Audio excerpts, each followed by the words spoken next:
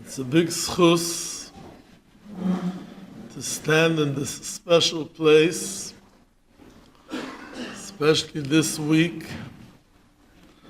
Parshas Yisroi, when Moshe Rabbeinu comes down from Har Sinai and Hashem gives them the Torah to give over to Klal Yisrael.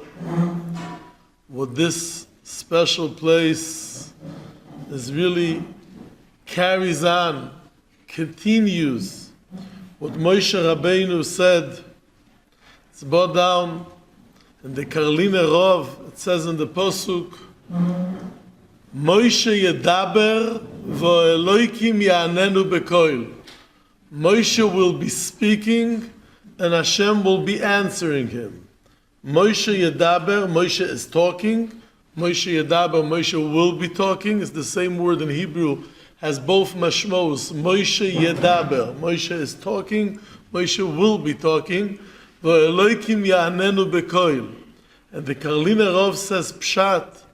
Moshe yedaber, why doesn't it say Moshe diber? Moshe spoke. The Torah is telling us the history, what happened.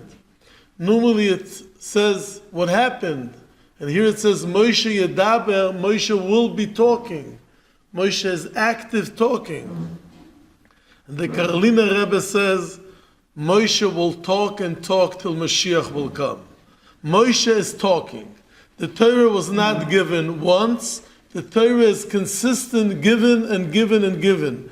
And every generations we have their Moshe that goes over into the desert, into the Midbar. He finds the people that want to listen. He finds the people that need to listen, the people that are interested in that.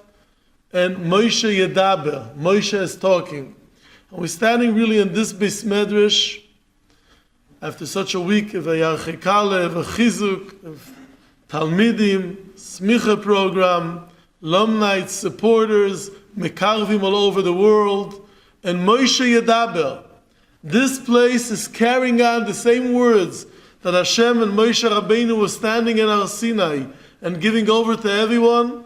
This place near the Kaisel is really carrying on, continue this fire of Moshe yedaber v'Elokim ya'anenu bekoil. And in the same system that Moshe Rabbeinu goes down of the mountain and he divides it to groups.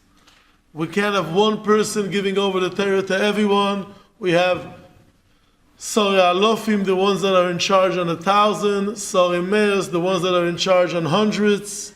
Sorry Chameos, the ones that are in charge on hundreds. And Sorry Chamishim and Sorry Asoros. Groups and groups till we reach to everyone. And this is the groups of the people that go over to campuses, to all different places. Some of them are Sorry Asoros, some of them are Sorry Chamishim. And everyone is bringing over the Vayedaber, the Moshe Rabbeinu's Devar Torah. But what I want to speak about, this is what I'm impressed when I come and I see this major fire, this major Torah. You could feel in the ear what you had here this week. So all of this part, I was not even planning to speak in my speech, but when I was walking and I felt it in the ear, I felt I have to give together my feelings of the Aish Torah, of the fire of Torah. What was in Har Sinai, the same fire is burning here. It's not only the name. I think you see it, you feel it. It's the Aish Torah. The Torah was given in fire. I heard from my Rabbeim, Aish Torah, the Torah was given in fire.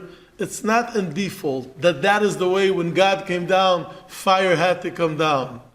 The Torah is given in fire. Remember, if you want to succeed in Torah, and this is what we're going to speak about, to give you a little bit the taste of Torah, the sweetness of Torah. It's only when the Torah is a fire. When you sit at a couch and looking in a Gemara, it will never happen. With the Chavrusa, with the fire, Aish Torah. When you have the Aish Torah, the fire, the flame of Torah goes and could change a person. It could melt every bad feeling. Fire burns every bad. When we have to kasher a dish, we put it into the fire, and the fire kashes it. The Torah is fire. And it's only succeed when it's a fire. When you sit, lay back, maybe you will know the information. Maybe to study for college, you could sit quietly in your room on the computer with some books, with a good cup of coffee, and you could get A, and become Professor Dr. Plus, I don't know what they call it.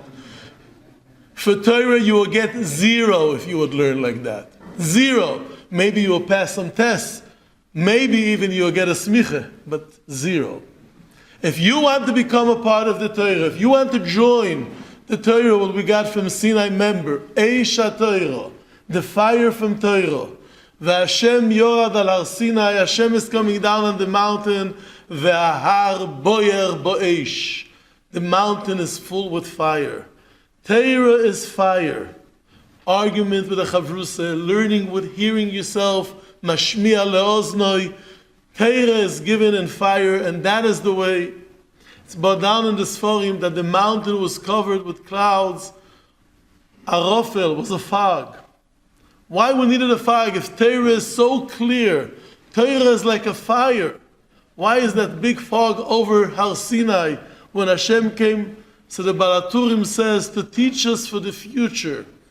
The Torah is a fire, a clear, warm fire, burning fire, sweet fire. But around it sometimes is a fog. Sometimes it takes time till you reach it, till you taste it, till you feel the sweetness of Torah. But after you feel the sweetness of Torah, after you reach the sweetness of Torah, it's dear. It's dear forever. I want to share with you, I'm really starting my speech here. I know my time is short, but I will finish in time, don't worry. When I was a young boy, I was 17 years old. I was learning in Yerushalayim in Yeshivas Kol Torah. My Rebbe was Reb Shlomo Zalman Auerbach. And he sent me to learn in Yeshiva Spanovich. It was the biggest yeshiva in Israel in Bnei Brak.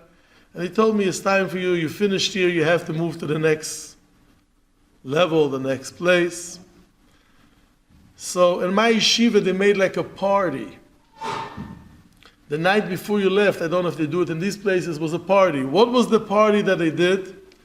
The party went like this. In the last week, one night, after Ma'ariv, your friends will come over to you and tell you, tonight is the party. And from that moment, your best 10 friends sat with you in Bis Medrash and learned with you straight till the morning.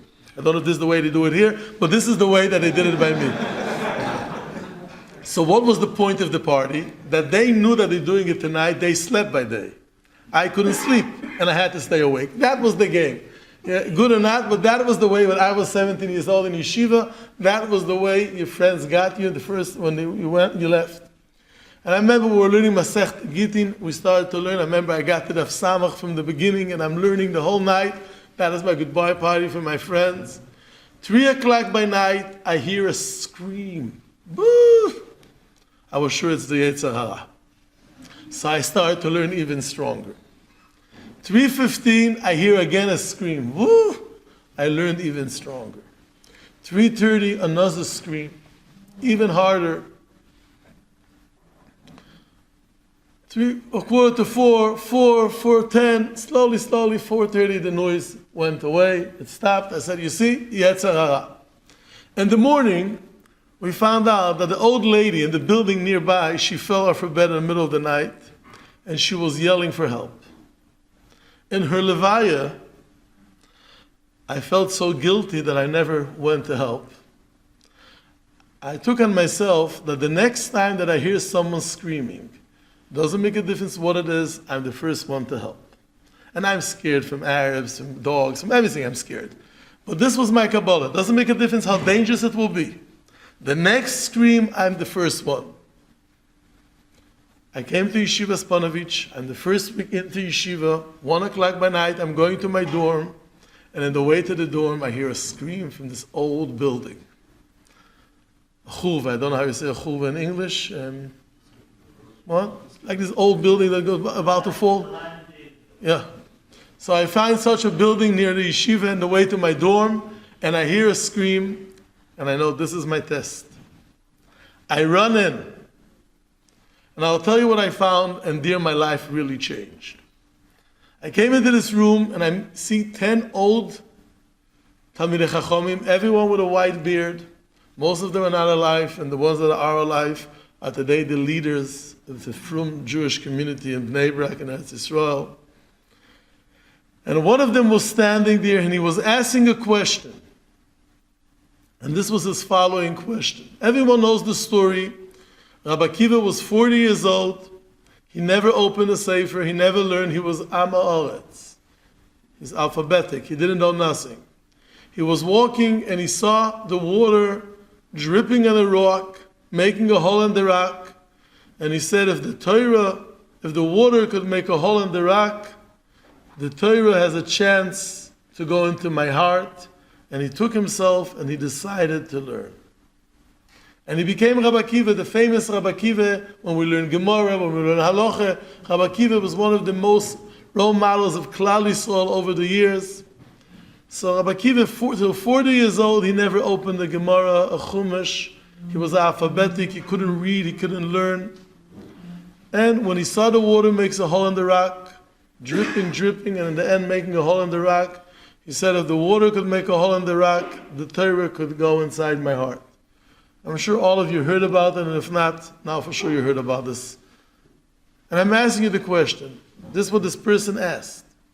If this what it cost to see that the water makes a hole in the rock, to change a person that didn't learn for 40 years,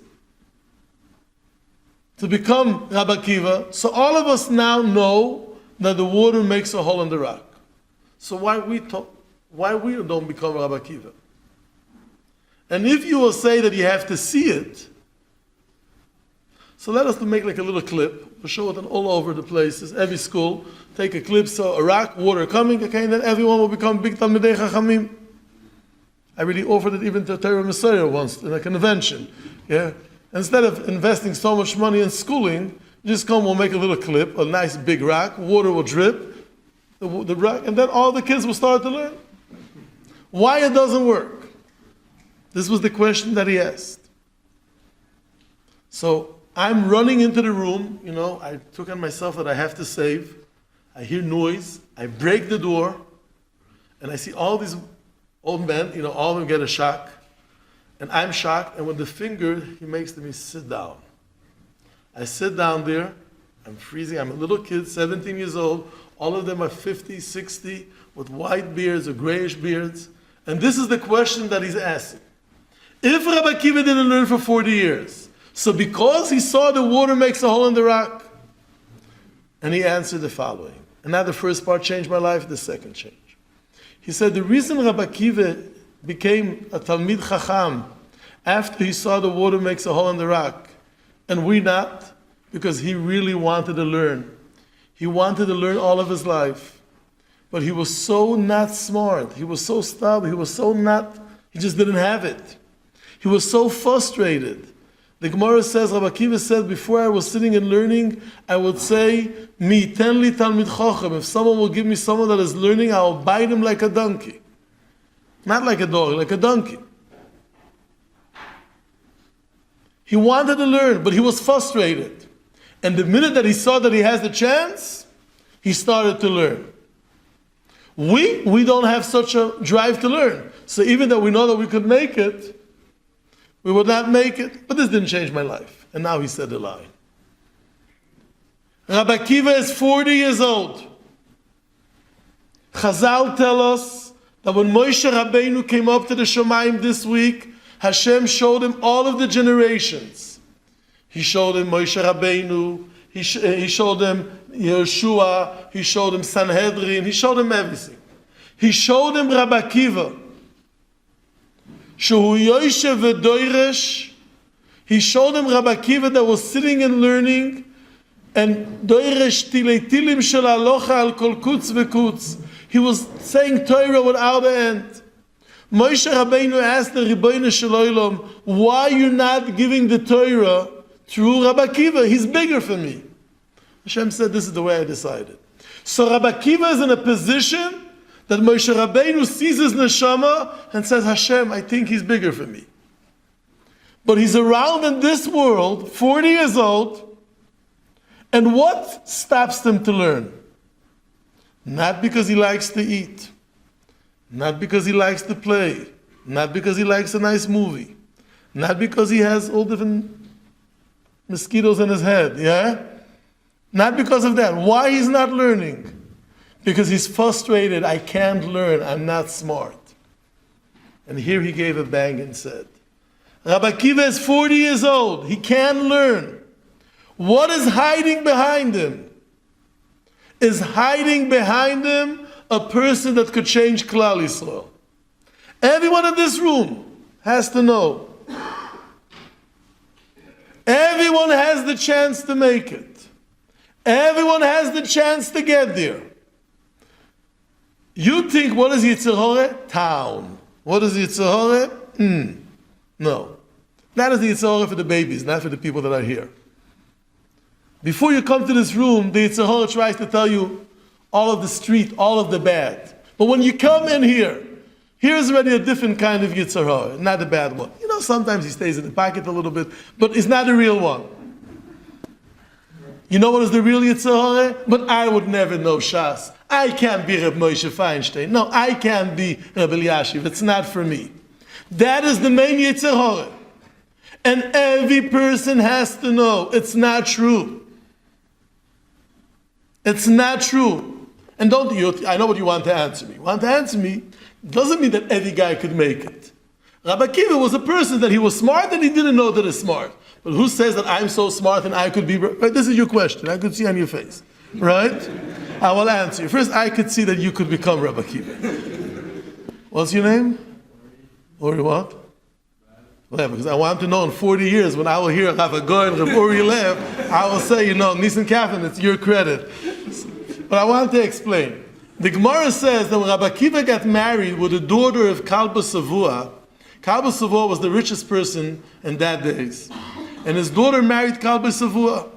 He was very upset. Kallah Savua was very upset that his daughter married Rabbi Akiva. He's the richest guy, he could make the best shidduch, and here she decided to marry a shepherd. He kicked her out of his house. He was kicked out of the house, and he promised that he would never give him a dime, he would never give him nothing. Later, when he became the Gadol Ador, he wants to take back his promise. And the Gemara says that they told him, if you would know that one day he will become so big, you would make a promise? He said, no. So they said, okay, so you could break your promise. And Taisus asks the following question, you can't change a promise only if you have a mistake when you do it. I will explain. I think that outside is a bad person. I said, I don't want to give that person. Then I opened the door, I see it was someone else. I had a mistake. I thought that it's a bad house, so I wanted to buy it. It was a good house. It was a mistake. But if something changed later, you can't change your promise. Taisus' answer is not changing. Every guy that decides to learn strong will become Rabbi Akiva. Every guy that doesn't have it, but decides to stick on, will be Rabbi Akiva. We have to know, the Torah is, the Ohr HaChaim HaKadosh says, Im hoyu bnei Adam yoidim, if people would know the sweetness of Torah, they would run on the mountains and they would not stop to learn. I want to tell you the secret. To learn is the most sweetness and gishmak and nice thing that you could have. But it doesn't come in the first hour and not in the second hour. The Chazon Ish said if a person learns 1 hour, no. 2 hours, no. 3 hours, no. After 4, 5, 6 hours, you start to get the taste. 6 hours straight. You didn't taste it. Some people could learn all of their life, but they never taste it. It's a special taste of Torah. Mesikus ve'arevus ha-Torah. The beauty of Torah. It's like a fire. You can't stop a fire. Look in California. You can't stop a fire. A fire burns, you can't stop it. When you love something, you can't stop it. It's only a question to get used to it, to understand it.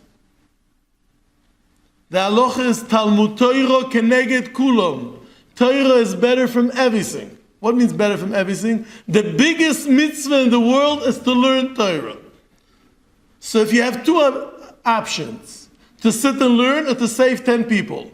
So if no one else could save the 10 people, you have to save. But if it's two choices, he could save the 10 people or you could learn. What is better to do? To learn. Right? If someone could learn or save 10 people. So I want to explain to you, if you would sit and learn day and night, a person is 12 o'clock by night laying in his bed. Listen good. Laying in his night, by night, 10 o'clock by night, 12 o'clock by night, he hears someone screaming outside. He goes outside, he sees in the swimming pool 2 little kids. He jumps in the water, he saves them. How good he feels after it. You know how good you feel, like for a week you don't have to do nothing? You know that nice feeling? If you would feel that when you sit and learn another hour, you save 10 people, you know how good you will feel? I want to tell you a little story because I'm already running over my time. Can I get a couple minutes? When I got married, it's not exactly really true, the story, but it's almost true. You know, I'm a neighbor of Rav Daniel Schloss, so you can ask him exactly. I live in Arnof. When I got married, I wanted to learn, my wife wanted a husband.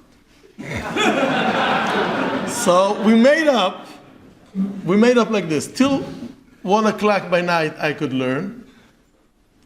From 6 o'clock in the morning, I could learn. 5 hours, I'll be home. I think it's fair. My wife was happy with the deal anyways. So this is what we did. Till 1 o'clock by night, I could learn. From 1 o'clock, I'm home till 6 o'clock. After half a year, I show up one night, 2 o'clock by night.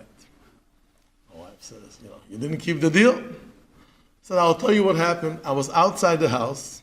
I saw a bus turn over. 20 people flipped out the windows.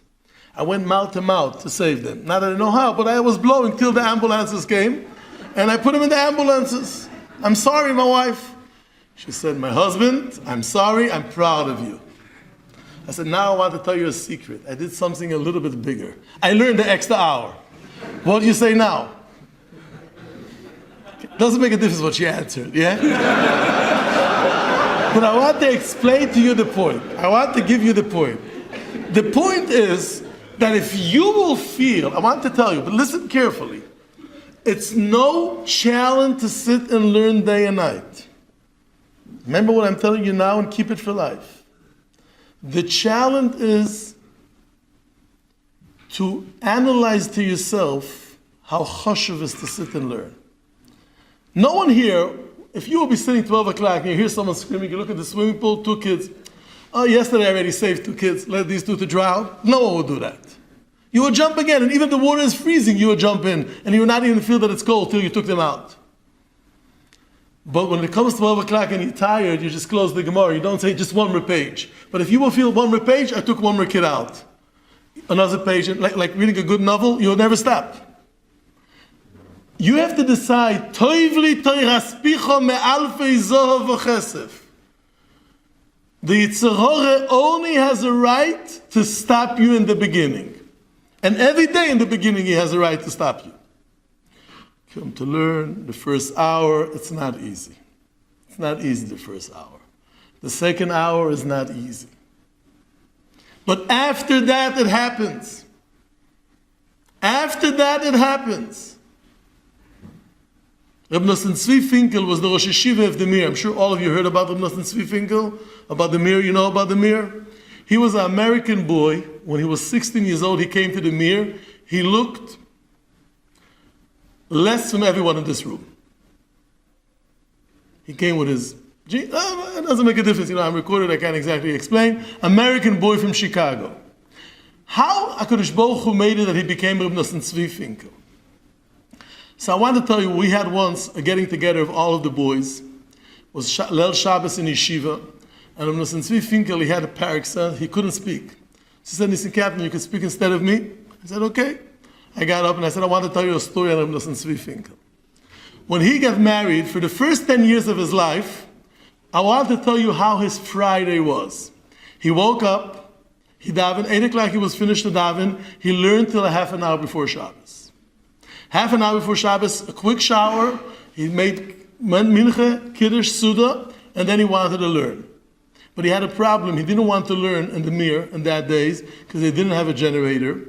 So it was connected to the electricity from the government.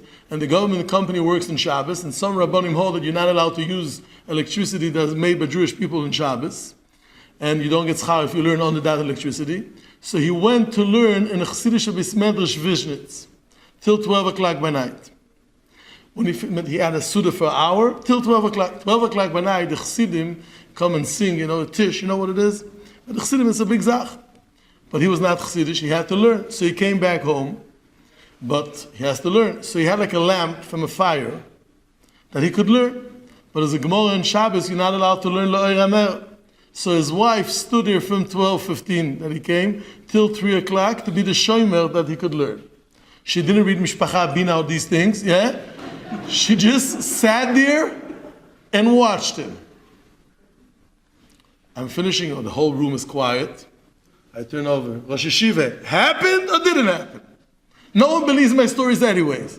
So I said, should I tell it happened or it didn't? No, it's quiet.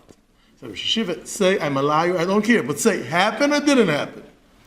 So he said, happened, but why are you stealing my Olam Haba? But now that he's there anyway, so we could say over the story.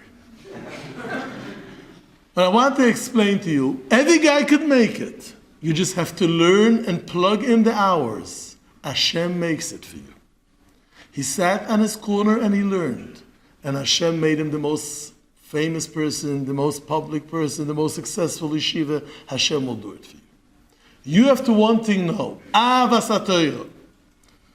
So I'm saying, I know there's a lot of good things happening in this building like I started, but my place, what I was brought to spoke is about this Aish HaTorah, that you have the name, you have it, and remember, where you go, you do the Aish HaTorah, you get the sweetness. I'm telling you from my own experience. Last week, 2 weeks ago, I couldn't learn Lil Shabbos, I was so tired. But I said, I have to learn. So what I did, I said, I will learn for half an hour. I finished the half an hour, I said 10 more minutes. I said 5 more minutes. I was so tired. I said another 5 minutes.